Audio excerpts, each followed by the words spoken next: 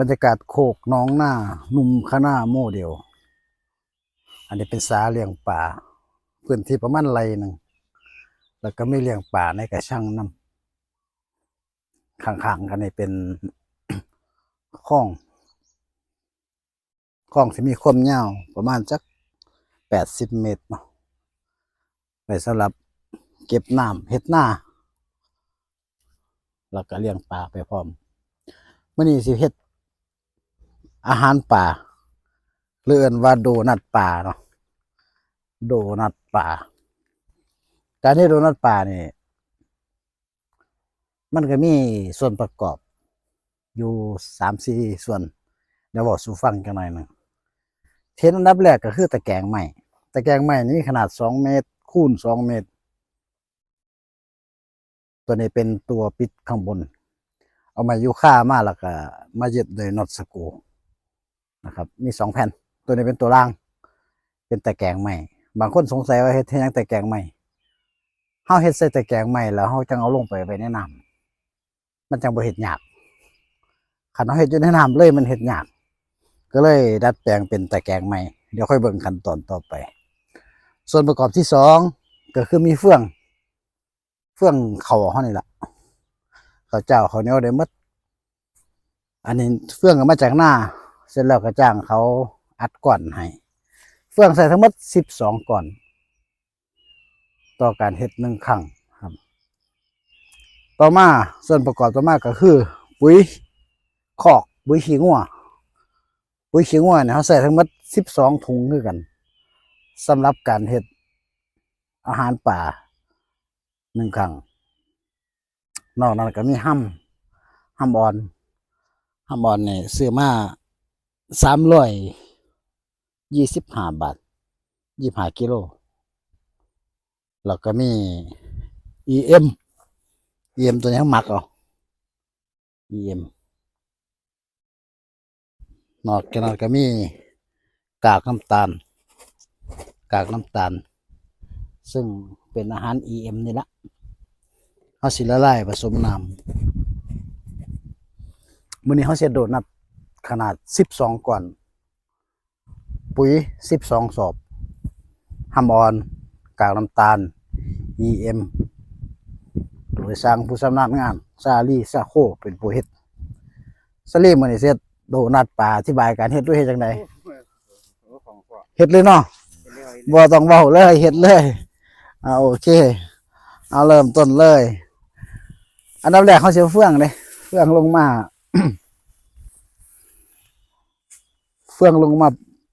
เป็นพื้นสำหรับแผ่นใหม่ที่เราเตรียมไว้วางเป็นแผ่นเฟืองแต่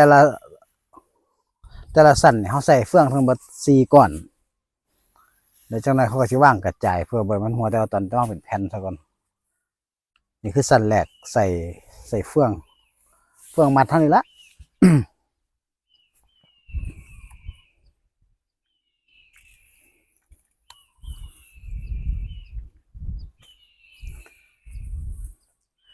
ระวังเลยผู้เชี่ยวชาญในการเฮ็ดแต่ว่าถนัดในการเว้ากำลังใหญ่เฟืองออกให้ทั่วๆกับแผ่นใหม่อันนี้เป็นแผ่นรางที่เขาบอกสู่ฟังแล้วเอาไม้ยูคามาตีไม้ยูคาเนี่ยขนาด2x2แล้วเขาก็ใส่ขันกลางไว้กันบ่ให้เฟืองหลุดออกไปเฮ็ดแบบนี้มันง่ายมันบ่ได้ลงเปียกน้ำคันเป็นในน้ำเลยมันก็ลงเปียกน้ำยกเฟืองก็ยากยกปุ้นก็ยากใส่นั่นใส่นี่ยากหมดก็เลยออกแบบใหม่ว่าเฮ็ดแล้วค่อยเอาลงไปไว้ในน้ำให้เจียวก้อนนี่ใส่ขนาดเดียวกันนี่แหละเฟือง12ก้อนปุ๋ย12ถุงห้ำถุงหนึ่ง2 เดือนหมดแปลว่าปลาเนี่ยก็กินเจงคักอยู่อันที่ 1อันที่ 2แปลว่าปลาอยู่ในสานี่อาจจะไม่ปลาหลายมันก็เลยเปลืองอาหารคันซื้อหัวอาหารมาก็บ่ไหวถุงละเกือบ400เปิดถุงแล้ววานลงไปเข้าเดียวก็หมดก็แปลว่าวานเงินลงน้ำผลตอบแทนบ่ได้แต่ว่าแผนปีนี้หลังจากปลาเขาใหญ่แล้วนี่ ปล่อยมาหลายปีแล้ว4-5 ปีแล้วปีนี้สิลองเปิดให้ตกเบ็ดตกปลาลองเบิ่งว่าสิมีผู้ใดปลาหลายปานใดนี่แค่สั้นแรกใส่เฟืองไปแล้ว2ก่อนเฮาสิใส่เฟืองทั้งหมด4ก่อน4ก่อนในซีรีส์เห็นบ่4ก่อนเพราะว่าเฮ็ด3สั้นมีสั้นแรกหมดไปแล้ว2ก่อนต่อไปก็สิเป็นสั้นที่2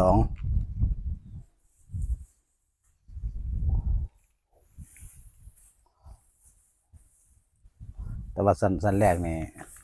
ต้องวางเรียงดีๆเพราะเขาต้องเอาฝุ่นมาลง เบิ่งขั้นตอนให้ครบทุกขั้นตอนเพื่อสิได้ติชมว่าเฮ็ดนี่ถูกหรือผิดแต่ว่าเทียนมาคันเฮ็ดบ่ถูกสูตรนี่เฟื่องก็สิบ่ย่อยสลายปลาก็บ่กินสังเกตเบิ่งแล้วคันเฮ็ดบ่ถูกสูตรนี่บ่หมดเป็นจักเทื่อแต่ว่าคันเฮ็ดดีๆเฮ็ดถูกสูตรก่อนใหญ่ปานใดก็หมดปลากินดีเพราะมีการย่อยสลายเกิดแพลงก์ตอนขึ้นอยู่ในโดนัทอันนี้เรียกว่าโดนัทปลาเนาะเกิดเป็นแพลงก์ตอนเป็นสารอาหารแล้วก็พวกเฟื่องพวกหยังเนี่ยมันย่อยสลายปลามันก็กินได้จักมันย่อยสลายไปเป็นหยังล่ะรู้แต่ว่าปลามันกินได้เนาะเป็นอาหารปลาทั้งหมดเฟื่องที่เห็นอยู่นี่โดยเขาใช้วัตถุดิบจากหน้าขึ้นมาเฮ็ดถ้าเขาสิเลี้ยงปลาแบบฟาร์มบ่ไหวเพราะว่าเขาบ่ได้จับปลามาขายเฮ็ดจังได๋ก็บ่คุ้มทุนแน่นอน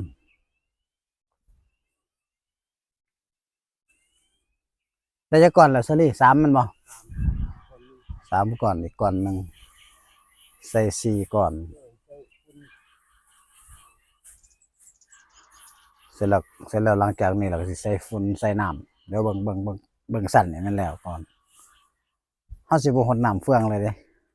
ปกตินี่เฮาสิโหให้เปียกแต่ว่าเฮามันไปเปียกอยู่ในน้ำเลยเทื่อเดียวให้มันเฮ็ดเทิงโคกเฮ็ดมันง่ายกว่าส่วนใหญ่คนสิเฮ็ดอยู่ในน้ำตีคอกแล้วก็ลงลุยน้ำแต่เฮาบ่เฮ็ดแบบนั้นเพราะว่าเฮาขี้คร้านลุยน้ำเรากลับถึงน้ำมันก็หนักพร้อมเฮ็ดยากใช้เวลาดนเราปริมาณของอาหารก็ได้หน่อยเพราะเฮ็ดบ่ได้ถนัดอันนี้เขามีไม้สันล่างกันบ่ให้เฟื่องหลุดออกไปกันบ่ให้สุดเอาวางเป็นสั้นเสร็จแล้วเขาก็รวบเข้าไปเป็นก้อนเขาก็เอาลงไปไว้ในสาบ่ดนปลาก็สิเริ่มเข้ามากินอย่างไหนสุดเลี้ยงมันไว้ก็ให้มันได้กินสังเกตเบิ่ง อยู่สาสิบ่มีผักบุ้งผักหยังบ่มีผักจอกบ่มีเพราะว่าปลามันหลายแล้วกินทุกอย่างที่เป็นพืชนะส่วนใหญ่มีแต่ปลากินพืชอยู่นี่ตอนนี้ซาโคกำลังว่างสันที่หนึ่งว่างเฟืองอย่างเดียวนี่บ่คันเฮ็ดอย่างอื่นสังเกตว่าก้อนสิใหญ่ขนาดบ่ต้อง เอาฝุ่นใส่เลยซิรีบัดนี้เอาฝุ่นใส่เลยหลังจากที่ว่างเฟืองเรียบร้อยแล้วครบ4ก่อนเฮาก็จะเอาฝุ่นมาใส่4ถุงคือกันฝุ่นขี้งัวไปซื้อมาเมื่อเช้าถุงละ40 บาทถุงละ40 บาทนี่เป็นถุงน้ำตาลก็เจ้าของขอกงัวก็กรอกให้พร้อมแต่ว่ามันอยู่ไกลเขาเลยไปแก้วอันนี้คือเทลงแล้วก็สิกระจายไปฝุ่นขี้งัวมันก็มาจากเนาะน้ำงัวมันก็กินพืชเนาะกินหญ้ามันก็เป็นส่วนหนึ่งของป่ากินพืชที่กันแต่ว่าตามที่ผู้รู้ว่าสู่ฟังก็คือในฝุ่นขี้งัวมันก็สิมีจุลินทรีย์นำจุลินทรีย์เมื่อได้กากน้ำตาลซึ่งเป็นอาหารมันแล้วเนี่ยมันก็ช่วยย่อยสลายแต่ว่าทั้งหมดนี่ปลากินหมดบ่เหลือจักแนวปลากินก้อนนี้นี่หมดในเวลา2 เดือนก็แสดงว่าปลาอยู่นี่ก็สิบ่ซ้ำก้อนนี่อยู่บ่คันรวมกันแล้วก้อนนี่ขนาด2 คูณ 2 2 เมตรคูณ 2 เมตร4 ตารางเมตร ความสูงนี่อยู่ประมาณ1 เมตรแปลว่า4 ลูกบาศก์เมตรสำหรับอาหารก่อนนี่บางเทื่อก็สูงกว่าเมตรก็มี1.20 เมตรก็มี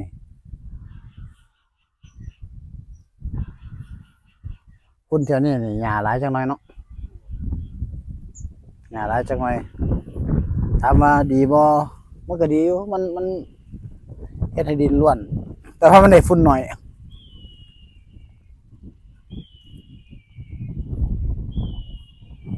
ใส่คนเฮ็ดผู้เดียวบ่ใส่คนหลายอยู่นี่คนหลายก็เฮ็ดเวียกบ่แล้วเฮ็ดผู้เดียวแต่ว่าเข้าใจนี่เฮ็ดเวียกแล้วง่ายกว่ากัน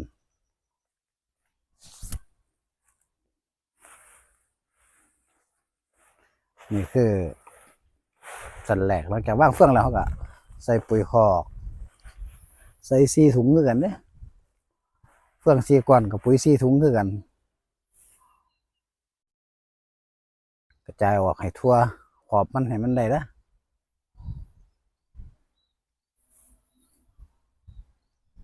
ดูนัดป่าจากเฟืองปุ๋ยฉีงัว EM ห้ำออนสไตล์นี้เป็นสไตล์ของโคกน้องหน้านุ่มคณะโมเดลแต่ว่า ต้นฐานความรู้อยู่นี่ได้ไปอบรมจิตอาสาพระราชทานมา3 มื้อเขาไปอบรมเรื่องเศรษฐกิจพอเพียงโคกน้องหน้านี่ล่ะก็เลยเกิดความรู้ความมักความอยากเฮ็ดก็เลยเอาความรู้มาประยุกต์ใส่มาหลายปีแล้วล่ะทำมาได้ผลก็ได้1 ปลามีอาหารกิน2 ปลาก็ตัวใหญ่อยู่เด้ล่ะหัวอาหารเฮาก็บ่ได้เปลืองคันเลี้ยงหัวอาหารอย่างเดียวบ่แนะนำให้เลี้ยงคันเลี้ยงปลาไว้ถ้ากินเจ้าของหัวอาหารอย่างเดียวนี่บ่แนะนำไปซื้อปลาในตลาดมากินดีกว่าแต่คันเลี้ยงอาศัยวัตถุดิบที่เฮามีอยู่แบบนี้เฮาก็เพลิดเพลินไปกับการเบิ่งปลายามยางมาเบิ่งก่อนโดนัทปลาก็มากินโดนัทกินอาหารเฮาก็เห็นตัวปลาก็เพลิดเพลินแล้วบ่เปลืองเงินเฟืองนี่ก้อนละ30 บาท4 ก้อนก็120ฝุ่นถุงละ40 บาท4 ก้อนก็160 2 สั่นนี่280 บาทไอ้สั่นหนึงนี่280 บาทห้ำออนอีก100สิเป็น380 บาท EM กากน้ำตาลอีกก็สิประมาณสั่นหนึ่งนี่ห่วยตกอยู่เด้400-500อยู่เด้ใส่กากน้ำตาลเข้าไปจัก1 2 3ตัวนี้ให้ใส่ได้2 สั่นใส่เข้าไปเลย3 ขันนะ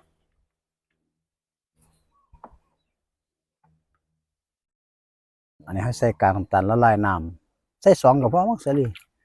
ใส่2ก็พอดอกมันหลายอยู่กากน้ำตาลนี่ใส่เข้าไปละลายน้ำเพื่อเป็นอาหารของ EM เมื่อมันมีอาหารกินมันก็ใหญ่เมื่อมันใหญ่จุลินทรีย์ EM น่ะเมื่อมันใหญ่ปั๊บมันก็ไปย่อยสลายเฟื่องฝุ่นเมื่อมันย่อยสลายแล้วก็สิมีพวกแพลงก์ตอนมาก่อกินเกิดเป็นอาหารของปลาขึ้นมาตัวนี้ก็ใส่ขันหนึงนะใส่ขันหนึง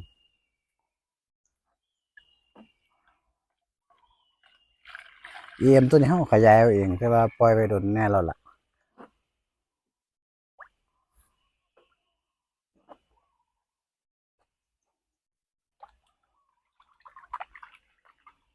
ใส่ อีกแค่ขันกันนั้นเป็นย่าน บ่ดีปานใดวะมักไว้โดนแล้วบ่ได้ใส่กากน้ำตาลแต่ว่าแท้ๆแล้วจุลินทรีย์อยู่ในฝุ่นก็มีเมื่อมันได้กากน้ำตาลเข้าไปมันก็สามารถที่จะเริ่มเติบโตขยายได้ขั้นตอนต่อไปให้ใส่ห้ำเอาอันซุ่มเหลือมาใส่ก่อน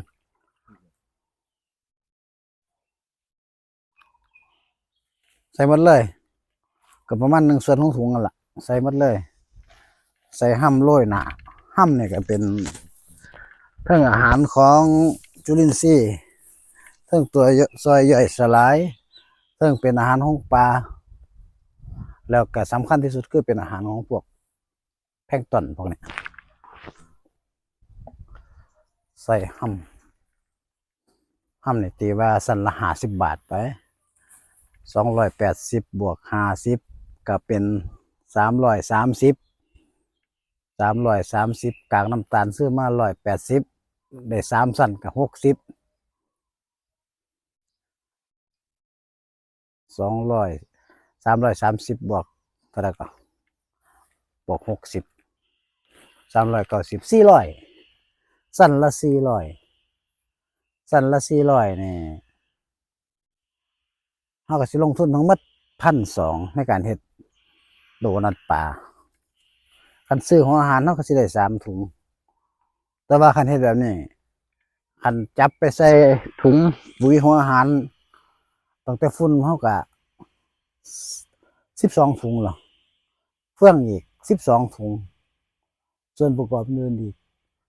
เฮาก็สิได้คันเทียบกับหัวอาหารก็สิประมาณ30 ถุงคันคิดต้นทุนจาก400 30หาร4ก็ตกถุงละ100แม่นบ่ล่ะบ่ถึงแก่ไหม40 ถุงใส่เงินถุงละ15 บาทแปลว่าเฮาสามารถสร้างอาหารปลาคันเทียบกับหัวอาหารแล้วเฮาซื้อถุงละ400แต่ว่าคันเฮาเฮ็ดแบบนี้เฮาซื้อถุงละ15 บาทมันเฮ็ดให้เฮาลดต้นทุนได้หลายปลาก็ใหญ่น้ำก็บ่เสียนำสำคัญคือประหยัดล่ะประหยัดแล้วมีกินตลอดเวลาคันหัวอาหารปลาเนี่ยมันก็ได้กินยามคนเอามาให้เนาะคันคนบ่มาให้ก็บ่ได้กินแต่ว่าเฮ็ดแบบนี้ไว้เนี่ยได้กินตลอดเวลาหิวยามได้กินยามนั้นปลาอิ่มแล้วมันบ่มากินอีกเด้เปลี่ยนตัวใหม่เข้ามาแสดงว่าตัวใดเข้ามาแสดงว่ามันบ่ทันกินตอนกินน่าสิบ่หลายคือกินหัวอาหาร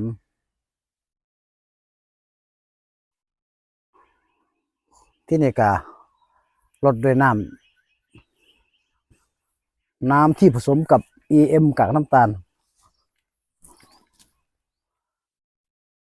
ที่เฮาผสมน้ำก็เพราะว่า1ละลายกากน้ำตาลคนๆเข้ากันนะ1ละลายกากน้ำตาล2กระจาย EM ออกไปเราสามารถสินำมาลดลงในห้ำอ่อนในสั่นนี่ได้เอาเลยหดเปียก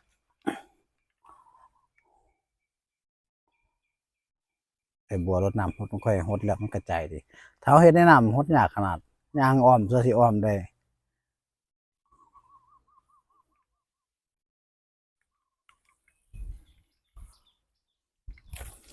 การเฮ็ดบ่ยากแต่ว่าสำคัญว่าคันเสร็จมันต้องของครบเนาะ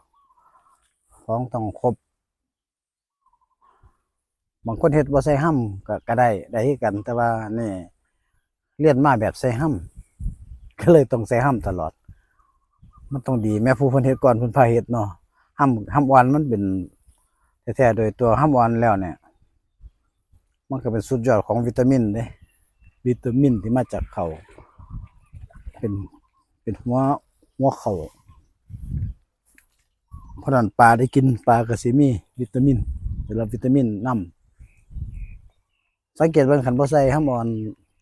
ปลาก็บ่ค่อยกินการย่อยสลายก็บ่ดีนี่คือข้อสังเกตที่ผ่านมา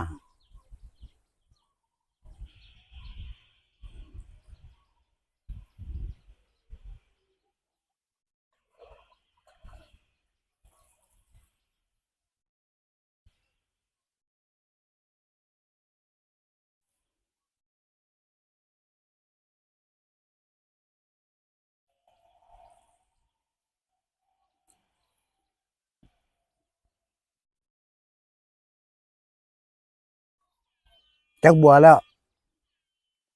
4 บัวพอละหลังจากเฮาใส่ฝุ่นใส่ห้ำอ่อนหดด้วยน้ำเอ็มแล้วต่อไปก็คุ้มเฟืองเพื่อเสร็จสั่นที่2ต่อไปเฮ็ดคือกันคุ้มเฟืองแล้วก็ใส่ฝุ่นแล้วก็ใส่ห้ำแล้วก็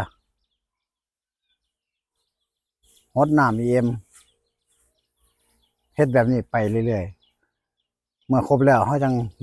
มัดเข้าหากัน มัดเป็นก้อนแล้วก็เอาลงไปในน้ำนี่คือการเฮ็ดโดนัทปลาสไตล์ของโคกน้องนาหนุ่มคณะโมเดล